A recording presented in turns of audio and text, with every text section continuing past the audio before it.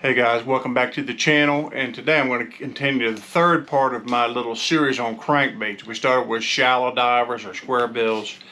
The last one was mid divers, and today I want to talk about deep divers. Now, I want to say this first of all, you should go back and watch the first and second one on shallow divers, square bills, and mid divers, and then watch this one, last, or watch this now, or just make sure you go back and watch those. And again, if you like my channel and you want to watch it on a regular basis, please hit the subscribe button, like it, post a comment in the bottom, and share it with your friends. It'd be much appreciated. So let's get into deep diving crankbaits. I'm going to talk about everything about them today, from what colors you should use, to the sizes, to the action, to how deep they go, when you should throw them, and any type of modifications that you may be able to make to the crankbaits to make them more efficient for your situation.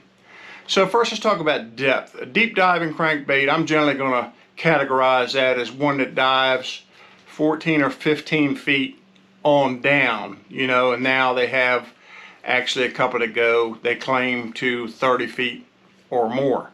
Starting from the shallowest deep diving crankbait, let's start with like your fat-free shad. Here's a fat-free shad right here.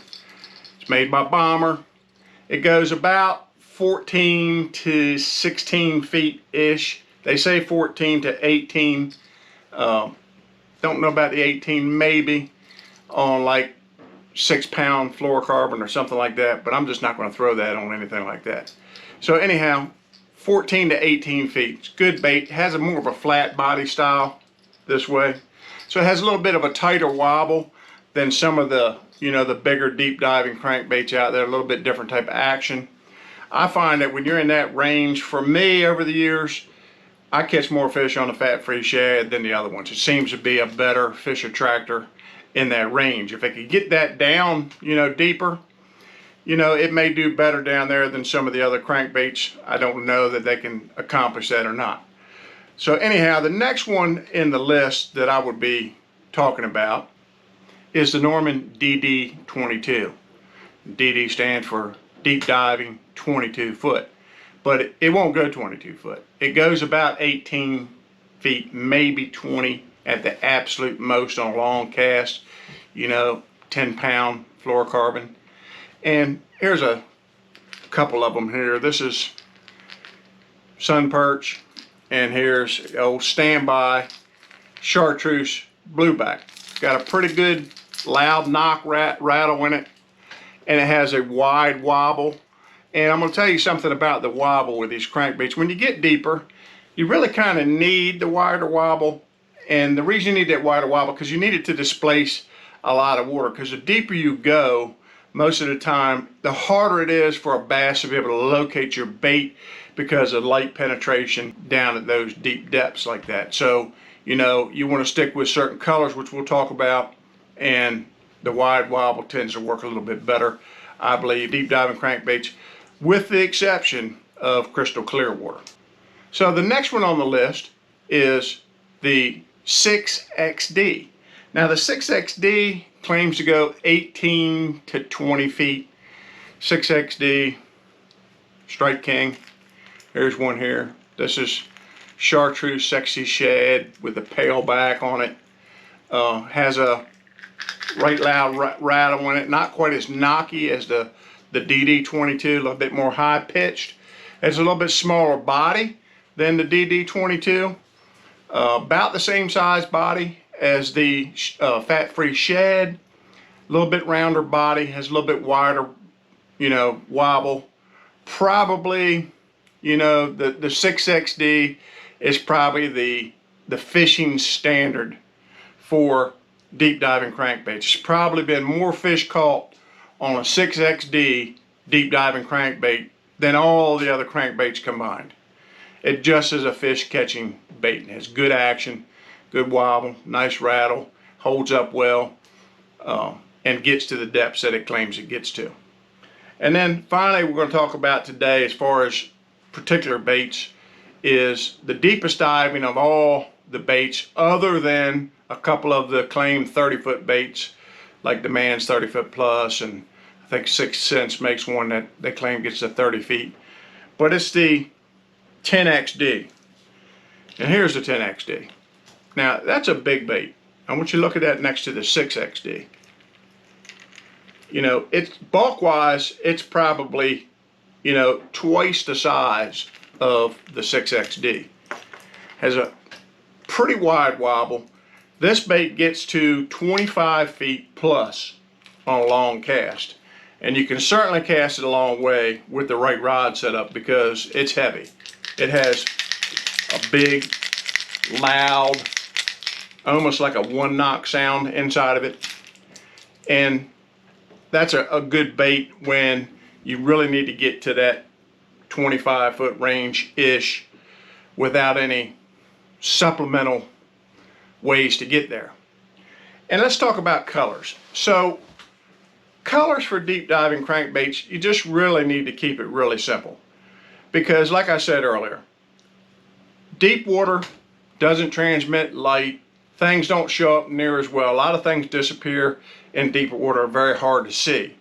So translucent baits and really lifelike looking baits generally aren't going to play as well in a deep diving crankbait as the more gaudy, glowy type baits do. That's why you can never go wrong sticking with chartreuse, blueback, chartreuse, sexy shad. See, that's sexy shad, but it has the yellow in it to give it a little bit of extra glow, really white on the belly. Sun perch, or plain and simple, chartreuse, blackback. If you have those colors in deep diving crankbaits and you're not fishing crystal clear water, which usually if you're fishing crystal clear water, you're probably not throwing a deep diving crankbait anyhow. You're probably going to throw something else. Deep diving crankbait's going to work best when the water's not perfectly clear because it kind of sneaks up on the fish and it gets right in their face and then they have to make a decision. So they're the things that you need to think about with color. You don't need 15,000 different colors in your tackle box. You only need 4 or 5 to cover the bases. So let's talk about equipment. Now, equipment with a deep diving crankbait is a little beefier than you would throw with a square bill or a mid diving crankbait, just basically because of the bulk of the bait and the resistance that it has in the water. If you try to throw, you know, these deep diving crankbaits on a smaller rod and a reel, a high speed reel, you're not going to cast where you need to cast, and you're going to reel the bait too fast, and it's going to wear you out, and it's also going to keep the bait up in the water column because the faster you reel a deep diving crankbait to a point, the more it wants to, you're pulling it to the surface instead of letting it dive and do its thing. So you're best to throw on deep diving crankbaits. You want, like, you know, a 7-6 to 8 foot rod, you know, medium heavy rod, but with a fast tip, a lot of tip on it that's forgiving. But you need that long backbone to throw these big baits.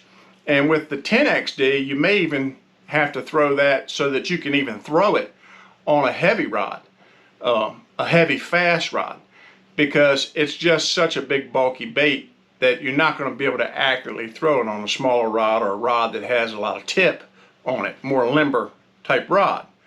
So that's the type of rod that you would need to throw. I have basically one rod that I use to throw deep diving crankbaits. Not something I do near as much as other things, especially where I live. There's not a lot of opportunity for it except when I travel. And I throw a Dixie Custom Pro 7'6" rod. It's perfect for deep diving crankbaits.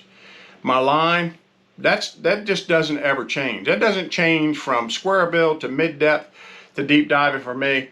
I'm still going to throw P-line, copolymer, 10-pound test line on these crankbaits. I just find it to be the most reliable line out there. It's not going to snap on you. It's not going to break. It's tough as nails. And I'm not sponsored by P-line in any way whatsoever. It's just my personal preference. Some people like fluorocarbon. They say get some little deeper. And maybe there would be a time when I would change the fluorocarbon if I find that I just wasn't quite getting where I needed to get, and I feel like, you know, I'm just a foot or two short of hitting the things that I need to hit, then maybe I would change. But other than that, I'm going to stay with the P-line. And as far as the rod or the reel goes, you're going to want a winch type reel. Something in the high 4-to-1 or low 5-to-1 gear ratio to throw these big baits on. It doesn't move the bait too fast so that it pulls it up. It allows the bait to dive, and it gives you the power to throw it for hours on end without absolutely wearing yourself out reeling it in with a high, like you would with a high gear ratio reel. So let's talk about the best times to throw a deep diving crankbait. The best times to throw a deep diving crankbait are going to be post spawn into early summer. And that's when the fish that are coming out from spawning tend to group up on offshore structures in bigger schools where you can really, work on them. And they're not super, conditioned yet because of the time of the year. It's still early a lot of times, from late May into mid to late June, depending on your part of the country. And, they've not really been hammered on too bad yet, so they're more prone to eat a deep diving crankbait, where later in the year, you may not get near as many bites on them, partially because the schools are broken up and they've spread out and they're chasing bait all over the place, or the fact that they've been pressured and they're just not going to respond to your crankbait anymore. So then you'd have to change to something else, like if the water's clear, deep diving jerk bait, bucktail jigs, drop shots, football jigs, Carolina rigs, things like that are going to get better a little bit later on. But you can catch them on deep diving crankbait, pretty much all year, with the exception of the spawn, the immediate pre-spawn, the immediate post-spawn, right around that spawn period of time, because there's always going to be fish out there deep. We've seen that this year in some of the elite tournaments when everybody thought the tournament was going to be one spawning. The fish were out in 25 foot of water, and tournaments are getting one out there. Now, those particular tournaments, weren't necessarily won on deep diving crankbait, but there was guys who fished the deep diving crankbait in the top 5 in those tournaments. So you can catch them on them pretty much any time of year except for the spawn. But the best time is going to be, post spawn, right before summer, fish grouped up and still a little bit stupid, not educated that year. So let's talk about some modifications you can make to your deep diving crankbait. You can pull them out of the package and throw them, and they're going to catch fish if you get it where it needs to get. So modifications that you could make, not that you should make, but modifications that you could make would be to put bigger hooks on them to get them deeper, a little bit smaller hooks on them if you're getting a little bit too deep. Again, if you want to get deeper, to wrap some solder wire or lead core wire or something around the shank of your treble hooks. Other people go so far as to, drill holes in them and put a few more beads inside of them, or to put little lead plugs into the base of the bait, somewhere around that front hook to the bill of the bait. And then there's always, suspend dots and suspend strips, lead sticky strips that you can put in different various places on the bottom of the bait to get it to run a little bit deeper, or to even make it suspend when you stop it, because some of these baits, they'll float up pretty quick when you hit something and you stop it, and other baits don't. So you can even add weight to suspend it. But there's one trick you don't really hear too many people talking about. I don't hear anybody talking about it, but I've used it several times over the years, and that is to put this tail runner on the front of the bait. They come in various lengths and various weights. This is 3/8 ounce. It's a fish head. It's a fish head tail runner, and it's all hung up, but anyhow, it doesn't matter. It's a fish head tail runner. It's 3/8. It's got an eye. It actually has some attractant.